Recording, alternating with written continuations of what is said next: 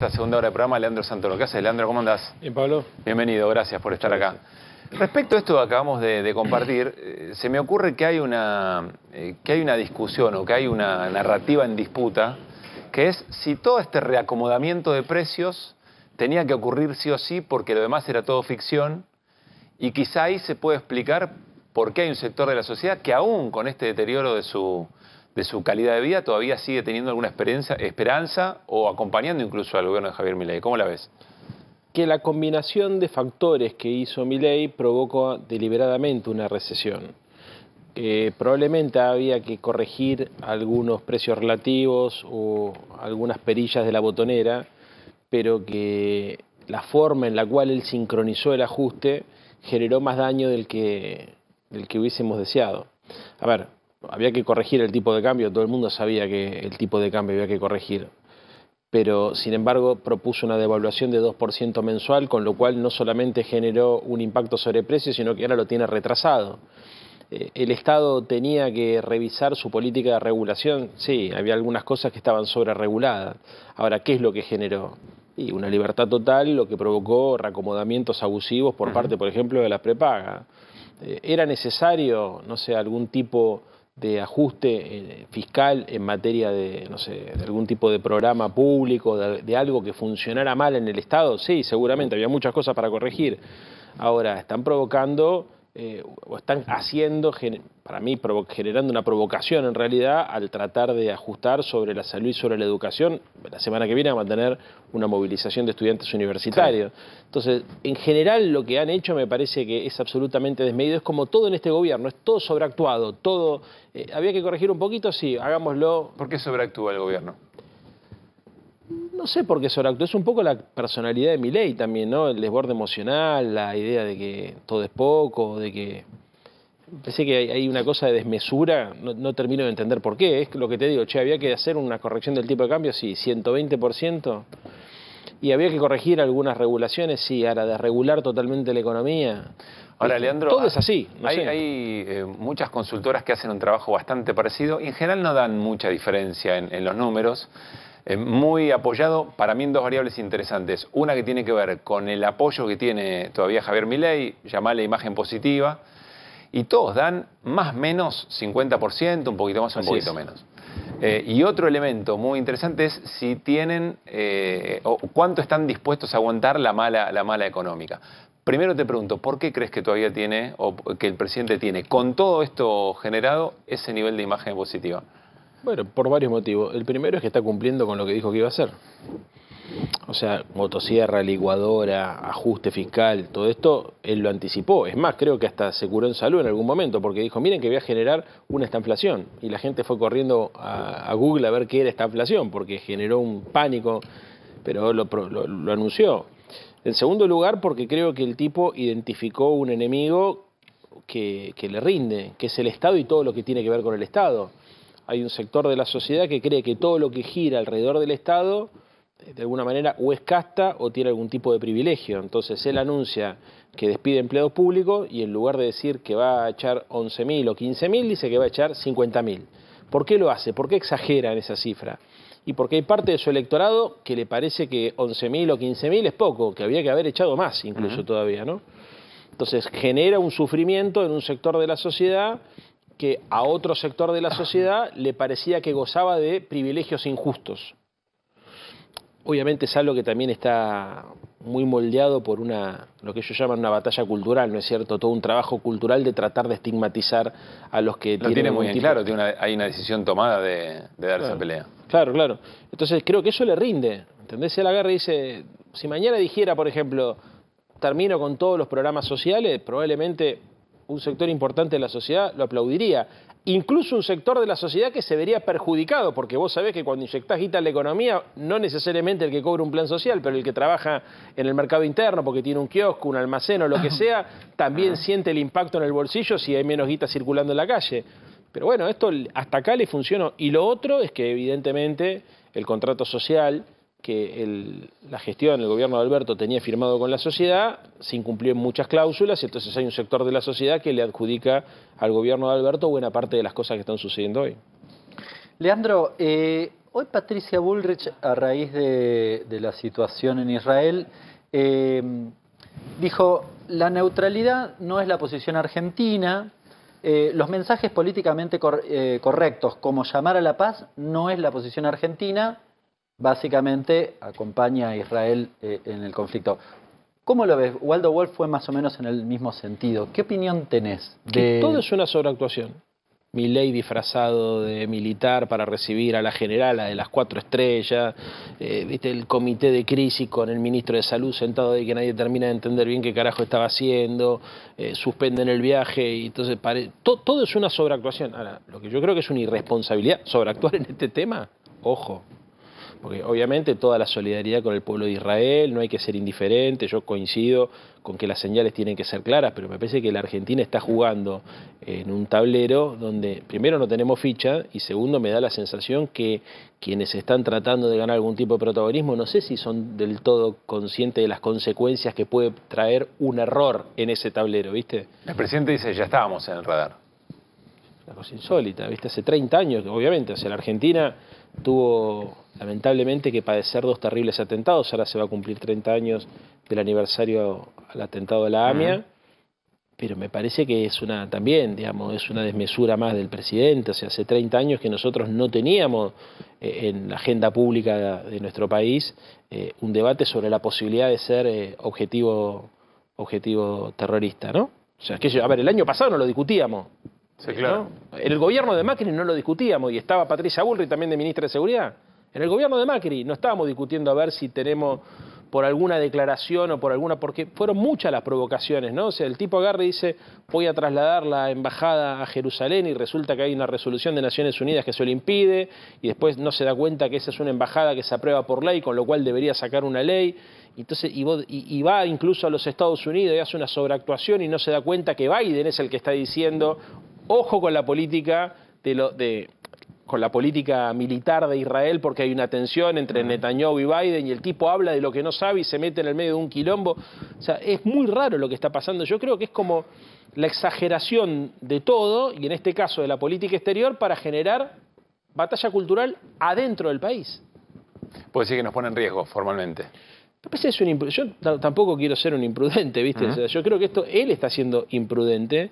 Me parece que estos temas hay que ser muy cuidadosos. Obviamente hay que acompañar a la comunidad judía en la Argentina, que muchos tienen familiares en Israel. Obviamente creo que hay que ser muy categórico para denunciar cualquier tipo de intromisión, y en este caso agresión, a un país como puede ser Israel. Lo que ha pasado, 300 drones, invasión, bueno, una cosa horrible. Ahora, de ahí a pretender jugar en ese partido, Pablo, me parece que una cosa es condenar y mantenerse solidario, pero neutral. Y otra cosa es querer sobreactuar, que cumplís un papel en el escenario internacional, asumiendo un riesgo absolutamente innecesario, porque no es que la presencia de la Argentina en ese conflicto ayuda a construir la paz, ni siquiera lo va a ayudar Israel. O sea, me da la sensación que estamos comprando mucho riesgo a cambio de nada y que no le sirve a nadie lo que estamos haciendo, ni siquiera a Israel. Leandro, esa sobreactuación, ¿en algún momento crees que le puede jugar en contra?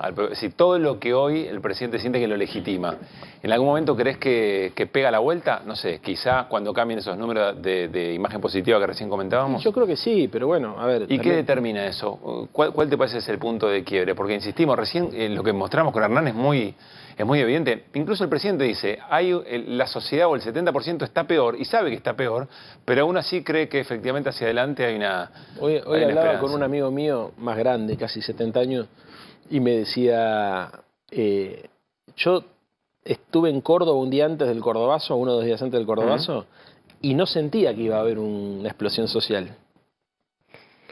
Me decía, la Argentina tiene esa característica, ¿viste? ¿Vos estás diciendo que estamos cerca de una explosión social? No, lo que estoy diciendo es que... No estoy diciendo eso. Lo que estoy diciendo es, mi amigo me decía, yo había estado cerca del Cordobazo y no se sentía. Lo que estoy diciendo es que hay en la Argentina en general, parece que no pasa nada y de repente hay cosas que pasan. Ahora, no estoy diciendo que eso vaya a suceder. Lo que estoy diciendo es que es impredecible. Que a veces el detonante puede ser cualquier cosa, puede ser cualquier cosa, que también puede no suceder. A ver, la verdad, uno ha visto en los últimos meses empobrecerse a mucha gente y mucha gente que ha sido víctima de esa política de empobrecimiento deliberada sigue bancando. O sea, uno lo analiza por ahí desde otra posición y no lo puede entender, pero yo conozco mucha gente, me toca ser amigo incluso de algunos de ellos, que vos te das cuenta que están ostensiblemente peor, pero que siguen teniendo esperanza. Ahora, también es cierto que el pueblo argentino es un pueblo que históricamente ha luchado por vivir mejor. Me cuesta creer que con un gobierno que dice deliberadamente que no homologar los convenios colectivos de trabajo como una forma de contener la inflación se pueda manejar de esta manera mucho tiempo más. O corrigen, ¿no es cierto?, o algún tipo de situación conflictiva. A ver, porque el conflicto social es consecuencia de una mala distribución del ingreso, y si el ministro de Economía dice deliberadamente no voy a homologar ningún convenio que esté por encima de la inflación, está reconociendo que hay dos anclas antiinflacionarias. Una es el tipo de cambio que está retrasado y otra son los salarios. Bueno, qué sé yo, si llegan a corregir, por ejemplo, el tipo de cambio en algún momento porque es necesario para que liquide el campo y tenés un salto inflacionario y tenés pisado los salarios, vas a tener un conflicto social. Espero que sean más flexibles y más razonables y corrijan a tiempo. Si corrige, quizá cristaliza de vuelta, ¿no? Precios relativos muy a la baja respecto al salario. ¿Será ese el plan? ¿Cristalizar en una situación de mayor desigualdad o de mayor...? Pasa que hay tres cosas que a mí me llaman poderosamente la atención. La primera es cómo construyen el equilibrio fiscal. Ellos construyen el equilibrio fiscal pisando gasto corriente, ¿no? Pagando camesa, retrasan que no es sustentable. Así como está, no conozco... A ver, pero no es que lo digo yo, lo dicen los economistas del SEMA. O sea, no es que ahorraron guita, sino que dejan de pagar. Exactamente. Es como decir, che, yo ya equilibré las cuentas. ¿A cómo la equilibraste? No pagué la luz, no pagué el gas. No, claro, en algún momento lo tenés que pagar. Por eso, entonces... Pero esto no es que lo dice Carlos Rodríguez del SEMA, gente... El Fondo Monetario. El Fondo Monetario dice, muchachos, este equilibrio fiscal que ustedes han construido parece frágil. Segundo punto, el tema tarifario. O sea, ellos están corrigiendo subsidios en un tramo, en la generación, pero los servicios tienen tres tramos: generación, transporte y distribución. Cuando corrijan los subsidios en la distribución, el salto tarifario va a ser mucho mayor. Dicen que lo postergaron para junio, entonces la gente le llega la factura más cara, supone que ya corrigieron. No corrigieron todo, corrigieron un pedacito. Y el tercero es el tipo de cambio. O sea, un tipo de cambio tan bajo, ¿cómo se consigue, por ejemplo, inversión extranjera directa? ¿Cuánto te sale construir hoy? En la Argentina, en diciembre, más o menos, el metro cuadrado estaba saliendo $700 construir, me decía un amigo. Ahora debe estar 1.300, entre 1.200 y 1.400. Con lo cual eso también impide que la inversión extranjera directa dinamice la economía. ¿Cómo van a resolver estas tres cosas? No tengo la menor idea. Lo que sí tengo claro es que por este camino podrán mejorar la tasa de inflación, podrán llevar la inflación un dígito, pero la desocupación la van a poner en 2. Ahora, ¿cuál es el país que piensa Milei con esto que decís? Digo, si lo proyectás, ¿qué país quiere Milei? Porque muchas de las cosas que vos planteás, evidentemente, es consciente de eso, ¿no? Sí, una economía extractivista, supongo yo. Una economía extractivista donde haya 3 o 4 nichos de negocio: el campo, minería, energía y para de contar. Supongo que también se imagina que los beneficios financieros... Ellos, cuando vos ¿Es le viable preguntás, socialmente ese país? A ver, ¿qué dicen ellos? Que va a haber un rebote del crédito hipotecario, que va a haber un aumento, cuando salgan del cepo, que va a haber un aumento de las inversiones extranjeras y que eso va a generar el famoso rebote en B corta, ¿no? Bueno, yo lo que veo difícil es que el crédito hipotecario vuelva a aparecer muy rápido en la Argentina, porque además los valores están absolutamente disociados con los salarios, y veo muy difícil además que la inversión extranjera directa vaya a derramar. Entonces, me da la sensación de que tienen una lógica excesivamente financiera de la economía y que entonces cuando ven que baja el riesgo país y que suben los bonos, suponen que están encontrándole el agujero al mate. Pero en realidad están resolviendo una parte del problema y generando otro, porque esto es carry trade. Es muy técnico esto, pero esto es, digamos, bicicleta financiera. O sea, planchás el tipo de cambio, tenés la tasa de interés al 70, amigo, no hay que, y además obligás a la clase media que liquide dólares, que desahorre. No hay que ser mago para saber cómo...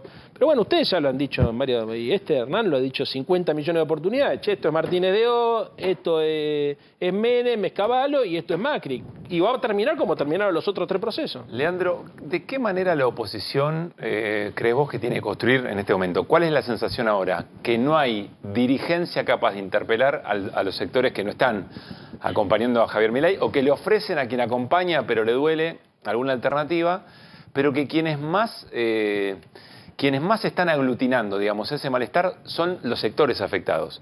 Pueden ser los estudiantes, pueden ser los trabajadores metalúrgicos, no sé, pueden ser los investigadores del CONICET. ¿Qué es lo que está pasando ahí? ¿Por qué no termina de aparecer alguien que eventualmente conduzca, aglutine, amalgame desde una dirigencia un poco más? Pero Pablo, porque van 4 meses. A ver, no, tampoco no hay que ser mago para esto. Van 4 meses. Hay gente que lo votó a Milei que antes no votaba a nosotros, que tiene esperanza en el gobierno de Milei, por ejemplo. Van 4 meses y hay mucha gente que perdió elecciones hace poco tiempo. Y hay otras personas que seguramente van a tener que revalidar sus títulos el año que viene cuando haya elecciones provinciales, porque el año que viene tenés 24 elecciones provinciales. Entonces yo creo que la clave es construir mayoría. A mí me preocupa cuando hay sectores que están más preocupados en construir una minoría para posicionarse en la interna que en entender que lo que hay que hacer es construir una mayoría, y eso significa dialogar con un sector de la sociedad que lo votó Milei. ¿Y estás viendo mucho eso?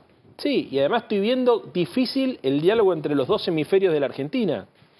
A mí me parece que es un error enojarse con los votantes de Milei, es un error tomarles el pelo, es un error no escucharlo, como también es un error, me parece, hacer seguidismo del gobierno de Milei, eso está claro, ¿no es cierto? O acomodar el discurso, decir, bueno, porque la gente está de acuerdo con esto, yo digo que estoy de acuerdo. No, yo digo, yo estoy en contra, lo dije antes, lo digo ahora, para mí esto no va a terminar bien, lamentablemente lo digo, ojalá que corrijan y que me esté equivocando.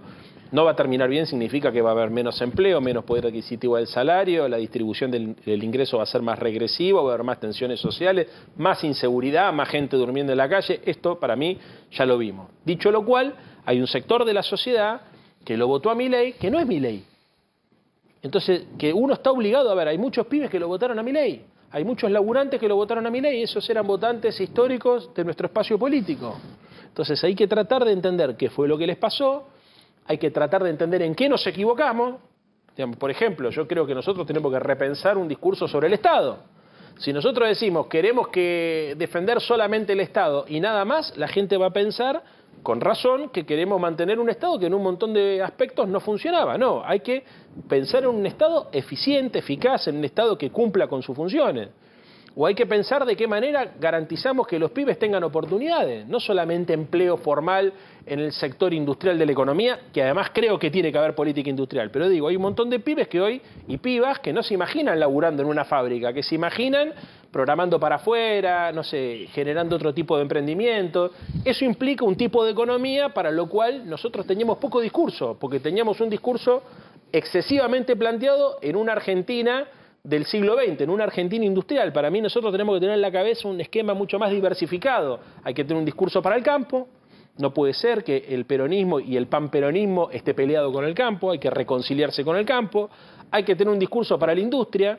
La Argentina tiene que ser un país industrial porque además tiene oportunidades enormes por sus recursos naturales y por la cantidad de know-how que tiene.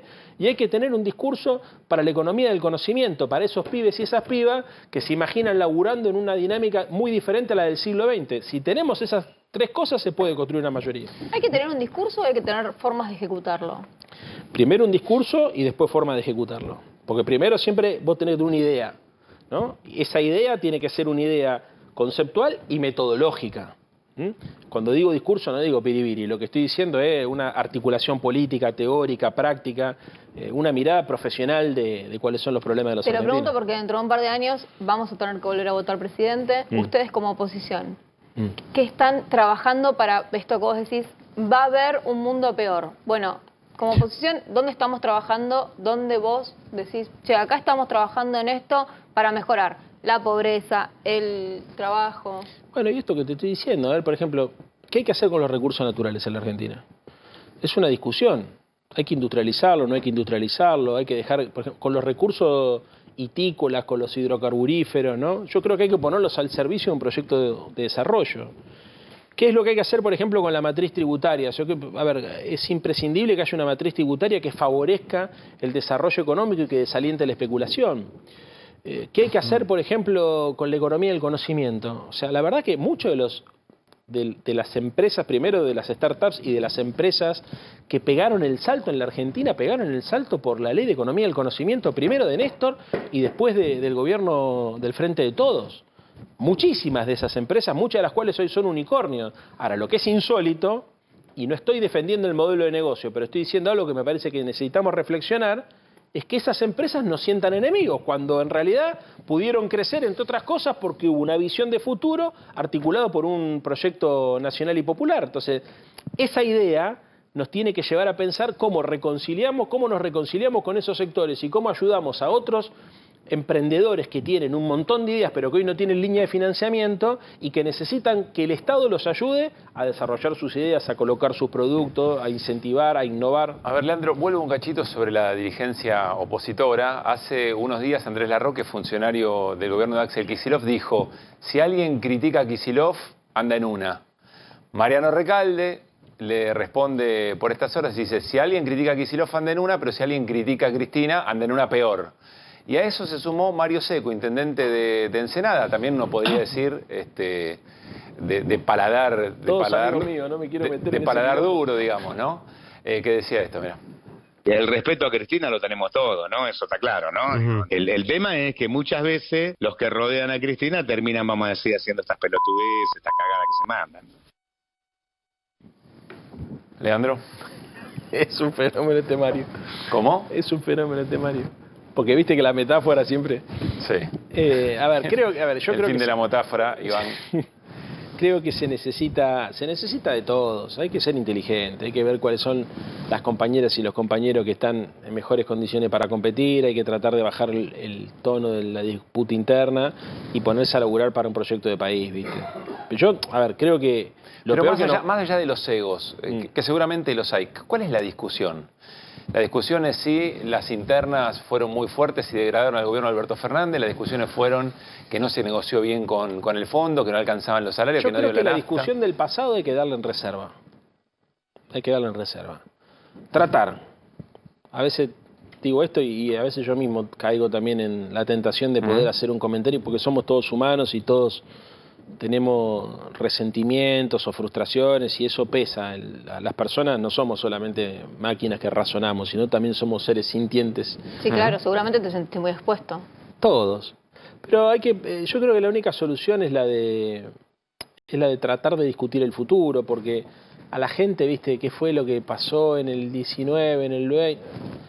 Acá hay que discutir qué se hace para adelante. Y para mí la única solución porque ojo, es el mismo problema que tienen todos los partidos políticos. Vos mirás al PRO y tienen el mismo quilombo, mirás a la Libertad Avanza y tienen el mismo problema, mirás a la coalición cívica, mismo problema, mirás a los radicales, el mismo problema. Están todos en este sentido de ebullición interna y yo creo que hay que tratar de construir una agenda que le sirva a la gente, ¿viste? O sea, si discutís el pasado, es entretenido para la política, pero la gente... El rol de la conducción política, Leandro, es determinante, digamos, ¿no? En un momento determinado. Por supuesto, la acumulación se da en muchos sentidos, pero el modo de construcción política, evidentemente, está en la discusión del futuro, no del pasado, claro. Del panperonismo, si querés. Sí, es el futuro. ¿Y eso cómo se da? ¿Hacia qué tipo de construcción política crees que se tiene que ir? Bueno, a ver, nosotros en la ciudad lo hicimos con un método muy claro. Construimos un programa de gobierno, tratamos de convocar a todo el mundo. Yo escuché a todo el mundo antes de ser candidato. Cuando fui candidato traté de incorporar a todos los sectores. Me parece que logramos interpelar un sector de la sociedad que tradicionalmente no votaba peronismo. Por eso sacamos casi 600.000 votos y hicimos una elección histórica. Quedamos bien posicionados para la que viene. Tenemos idea, tenemos un diagnóstico. Para mí se construye desde ahí, con mucha humildad, sin soberbia, incorporando a todo el mundo. O sea, yo una de las primeras cosas que hice fue hablar con todos los que habían sido candidatos a jefe de gobierno con anterioridad, con Matías Lamen, con Filmo, con Mariano Recalde. Traté de escuchar a todo el mundo. El espacio también no es algo que he hecho yo solamente, sino a pesar de todas las críticas, en una elección muy dura para el peronismo nacional, el peronismo de la Ciudad de Buenos Aires hizo la segunda mejor elección del país, ¿no? Y eso se hizo con humildad, con inteligencia, sin personalismo, sin personalismo en el sentido de todos tenemos ego y eso yo lo entiendo y es legítimo, pero hay que tratar de poner lo colectivo por sobre lo particular siempre. ¿Alan? Leandro, ¿habrás visto el proyecto de ley de reforma laboral de los radicales? Algo vi, sí. ¿Qué opinión te merece? Va incluso en algunos aspectos más allá de lo que quería Milei, del decreto. Digamos, limitando el derecho a huelga, condicionando la cuota solidaria. Yo voy a decir algo que poca gente sabe, pero el artículo 14 bis lo redactó un radical en la Constitución, Crisólogo Larralde. Mucha gente dice el 14 bis es un artículo del peronismo, no, fue en la Constitución que se hace después y lo incorpora el radicalismo porque tenía una visión no solamente sobre los derechos laborales, sino fundamentalmente... No sé si el radicalismo lo sabe a esta altura. Debería, exactamente. Fíjense. O sea, ¿viste? que el proyecto que plantean Pero a ver, choca un poco. A ver, el 14, cuando vos lees el 14 bis y tenés todo un programa de gobierno, viejo. O sea, está claro que, y esto creo que lo reconocemos todos, que hay un montón de discusiones que hay que dar. Yo no soy un obtuso que dice que no hay que revisar la legislación laboral, hay que modernizar algunas cosas. Lo que hay que hacer es hay que escuchar a los sindicatos, como en todos países del mundo. Te puede gustar más o menos, pero los tipos... Para un sector muy importante de la sociedad, los sindicatos son el problema, y Milei lo reafirma, digamos, ¿no? Más o menos, después lo recibe la Casa Rosada, viejo.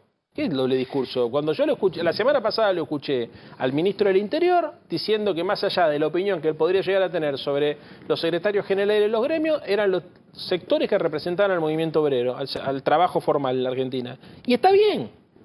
O sea, a ver, los sindicatos en ningún país del mundo gozan de alto prestigio, pero sin embargo todos los gobiernos cuando ensayan algún tipo de modificación sobre la ley laboral, los convocan y se los tiene en cuenta. Pasa en todo, en Alemania, en Estados Unidos, pasa en todos lados.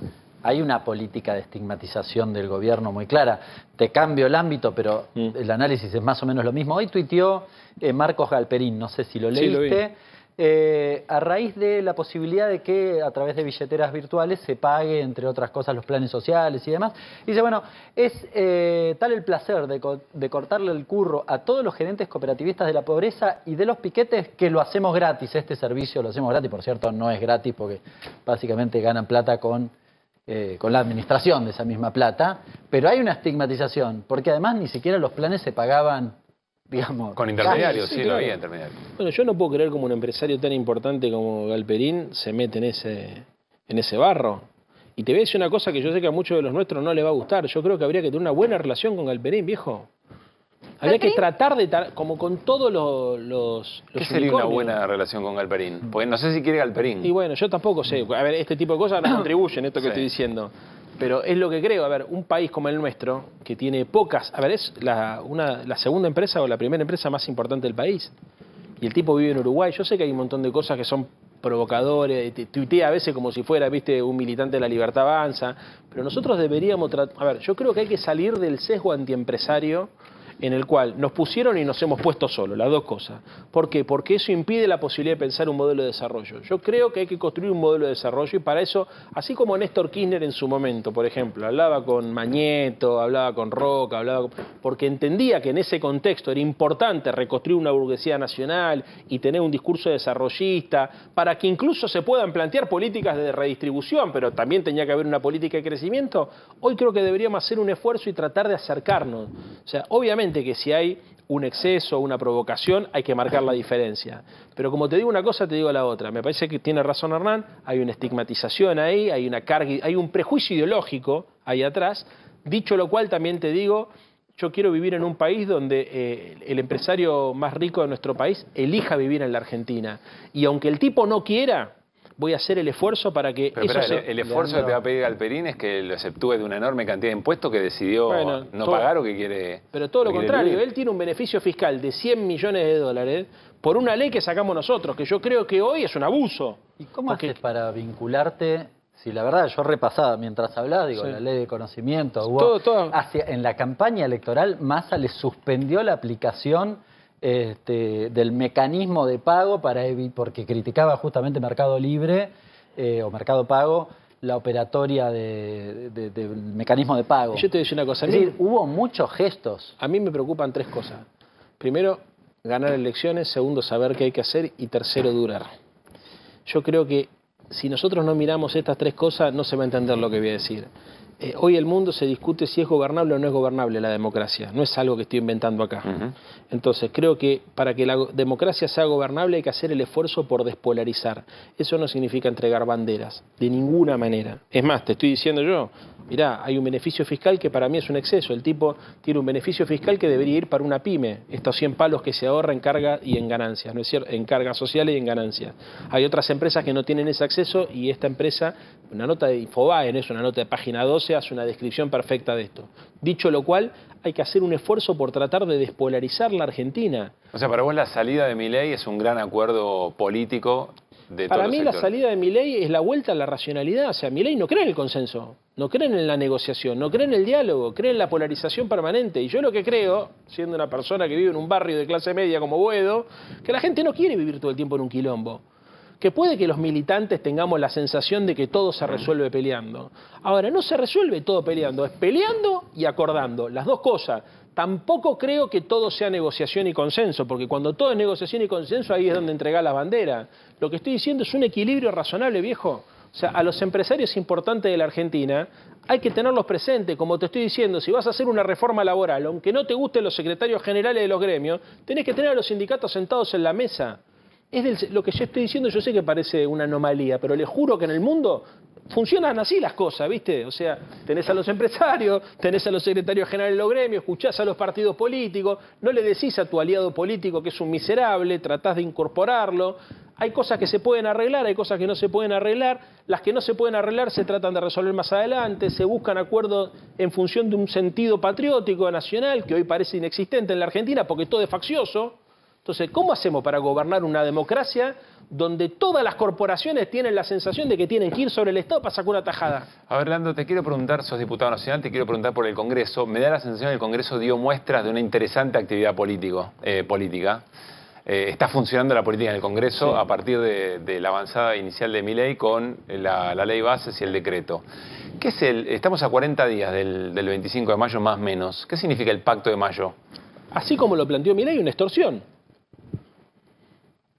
Así como lo planteo, a ver, ¿qué es esto de que yo te traigo un pliego de condiciones y vos aceptás por sí o por no? Por ejemplo, no figura la educación, por ponerte solamente un ejemplo. Che, ¿se puede hablar de educación? No, es esto solo. Segundo, esto lo firmamos si previamente me votá la ley de bases. ¿Cómo esto lo firmamos si me...? Tercero, y además necesito un pacto fiscal con las provincias. Entonces yo te voy a dar o te voy a quitar y en función de eso vamos a ver cómo vos me ponés los votos para aprobar la ley de base y después armamos todo. No, viejo. A ver, lo que hay que hacer en la Argentina es balizar un sendero para construir un gran acuerdo nacional. No podemos pasar de 0 a 100. ¿Qué clase de acuerdo nacional si no tenemos ningún acuerdo ni de lo más mínimo, ni un pacto de convivencia? O sea, lo que nosotros deberíamos hacer si fuéramos una sociedad normal es tratar de empezar a construir pequeños acuerdos, desde los más básicos, que es que no nos insultamos y ni nos acusamos de corruptos ni de bandidos, salvo que tengas pruebas, entonces tenés que ir a la justicia, para después empezar a balizar un sendero donde vas de a poco construyendo consensos y negociaciones elementales que ojalá permitan que en algún momento la Argentina pueda tener su propio pacto de la Moncloa. Pero ¿qué acuerdo refundacional se puede hacer partiendo de donde partimos, Pablo? Es infantil esto, o sea, están ganando tiempo para los medios de comunicación, están tratando... Aparte, el tipo te dice, yo en el fondo, ¿sabes qué? Capaz que ni me interesa firmarlo, porque de esa manera te dejo expuesto. Entonces, De modo que ni quería. malversás una herramienta que es legítima. Los cambios en el mundo, en las democracias desarrolladas en el mundo, se construyen a partir de consenso y de negociación, de acuerdos. Porque si no, después viene otro y te lo cambia. Están a punto de conseguir, por lo menos lo que se rumorea, los votos están para la ley bases, esta versión de la ley bases. Probablemente, pero a ver, ¿obtenida cómo? Con una extorsión fiscal, porque claro, a ver, vos aplicás un paquete de ajuste, ese paquete de ajuste recesivo deliberadamente hace que se caiga la coparticipación, se caigan los impuestos provinciales, te genera una necesidad, encima te recorto los gastos, los discrecionales y los no discrecionales, te tengo ahí apretado cuando vos no podés pagar salario de docente, de enfermero y de policía, estás en condiciones de aceptar cualquier cosa, entonces yo ahí vengo, te traigo acá y ¿sabés lo que va a pasar? Que fue lo mismo que pasó con el pacto fiscal de Macri. Después, esto no te dura nada. Y entonces es el día de la marmota en la Argentina, loco. O sea, viste, te despertás un día, hiciste una cosa, te fuiste a dormir y al día siguiente volvimos al mismo punto. Entonces, yo sé que hoy tiene mala prensa hablar de negociación, porque además la negociación en la Argentina se da en general en situaciones o muy extremas, ¿no es cierto?, o por la galería. Pero lo que hay que tratar de construir son consensos de Estado elementales. ¿Con qué sectores o dirigentes de la oposición te sentarías a eso? ¿O ves proclive a eso? Todos. ¿O están pensando eso? Con todos. ¿Todos están con la misma...? No, ninguno materia? está de acuerdo.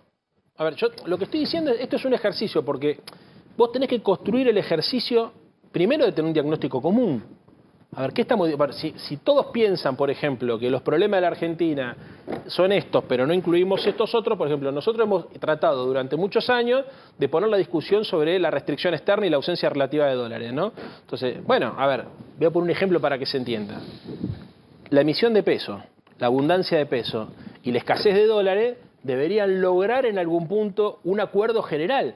Es evidente que la emisión monetaria indiscriminada, sin respaldo y sin forma de financiar el déficit fiscal genera inflación, como también es evidente que la ausencia relativa de dólares te genera inflación. Entonces tratemos de construir un acuerdo donde nosotros regulamos la emisión y regulamos el endeudamiento en función de un proyecto de país. ¿Me entendés? Porque, a ver, si vos le preguntás a la gente, ¿quién habla de dólares? Los peronistas. ¿Quién habla de peso? Los liberales. Bueno, tratemos de buscar una forma de equilibrar donde la emisión de deuda y la emisión monetaria sea parte de un acuerdo en función de un proyecto de desarrollo. ¿Entendés? Un acuerdo, de a poco. Y en ese sentido, última, Leandro, ¿cómo estás viendo a los gobernadores? ¿Los ves en modo, dame un puente, te entrego la nación, o los ves pensando un proyecto nacional, todo federal? corto plazo. Pero eso es culpa de Milei. A ver, porque cuando yo hablo de un acuerdo con la política, con la sociedad civil, con los gobernadores y los intendentes, con las cámaras empresarias, con los sindicatos, con los actores que discuten sobre las políticas públicas, sobre lo colectivo, sobre la comunidad. Si hay un sector que vos deberías escuchar con especial atención, es a los gobernadores. Además, mirá qué loco lo que está pasando hoy en la Argentina. Se agrupan regionalmente independientemente de los partidos. Cuando vos ves los patagónicos, ahí tenés de todo. Radicales, peronistas, kirchneristas, del PRO, tenés de todo. Y el gobierno, en lugar de escucharlo, los aprieta. ¿Entendés? Los tipos te están diciendo algo. Con el tema de los recursos naturales fue muy claro. Yo creo que el gobierno nacional debería tratar de construir un diagnóstico compartido, no imponerles la política. Yo lo que estoy viendo, Pablo, honestamente, que los tipos están solamente interesados en sacar la ley, lo único que les importa es sacar la ley, ¿viste? O hacer el esfuerzo para mostrar que dieron la pelea. Y eso es un error. ¿Entendés? Están sobreactuando la belicosidad. O sea, el conflicto. Hoy la Argentina para vos es el país de la sobreactuación. Sí, la sobreactuación del conflicto para hablarle a lo propio. Porque ¿sabes cuál es en el fondo lo que me parece que estos tipos piensan? Como no le podemos dar pan, le vamos a dar circo. Como no hay condiciones materiales para mejorar, porque la inflación, por más que baje, no va a permitir una recuperación de los salarios, etcétera, por lo menos que vean que estamos dando esta pelea.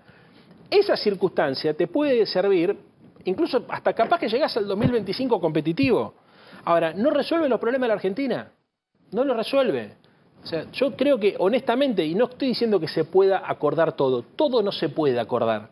Siempre va a haber diferencias, siempre va a haber disputas, siempre va a haber tensión, siempre va a haber pelea. Ahora, lo que estamos viendo es una sociedad donde parece que no se puede acordar nada. Gracias, Leandro, por haber venido. ¿Te gustó el modo que terminó el ciclo Insúa en San Lorenzo? No. ¿Por qué? Y porque Insúa es un ídolo del club. Y me parece que yo respeto mucho a la gente que está ahora en la conducción de San Lorenzo, pero me parece que se merecía otro tipo de salida, otro tipo de oportunidad, tal vez le tocó una difícil y no sé si corresponde hablarlo acá, pero tampoco es lo mío, pero le mando un beso grande al gallego y a toda la gente que lo banca. Cuervo de ley, me dicen. Está muy bien. Gracias, Leandro, por